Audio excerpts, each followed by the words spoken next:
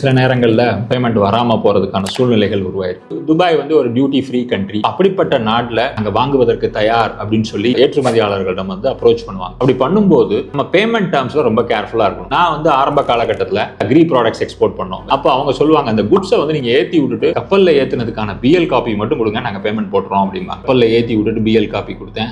Goods வந்து அந்த துறைமுகம் போய் சேர்ற வரைக்கும் அவங்க பேமெண்ட்டை பற்றி பேசவே இல்லை. இல்லை, எங்களுக்கு இப்போ கொஞ்சம் டைட்டாக இருக்குது, நீங்கள் குட்ஸை எங்களுக்கு ரிலீஸ் பண்ணி விடுங்க, ஒரே வாரத்தில் பேமெண்ட்டை போட்டுறோம் அப்படின்னு சொன்னாங்க. நாங்க வந்து ECGCல நாங்க அந்த பையருக்கு எகென்ஸ்டா லிமிட் வாங்கி இருந்ததுனால அந்த டிரான்சாக்ஷனை ஓப்பன்ல கிரெடிட்ல கொடுத்தோம். ஆனா அந்த பார்ட்டி குட்ஸை வாங்கிட்டு எங்களுக்கு பேமெண்ட் கொடுக்கவே இல்லை. இதுதான் என்னுடைய பேட் எக்ஸ்பீரியன்ஸ். ஆனா லக்கிலி ECGC போட்டிருந்ததுனால எங்களுக்கு இன்சூரன்ஸ் மூலமாக எங்களுக்கு அந்த வராத பணம் வந்து ECGC கவர்ல கொடுத்துட்டாங்க. ஸோ இதுதான் பாதுகாப்பாக ஏற்றுமதி செய்வதற்கான வழிமுறை. நீங்க எல்லாருமே அந்த பாதுகாப்பு வழிமுறைகளை தெரிந்து கொண்டு எக்ஸ்போர்ட் ட்ரேட்ல இருந்தீங்கன்னா எந்த மாதிரியான நெருக்கடிகளையும் சமாளித்து செல்லலாம்.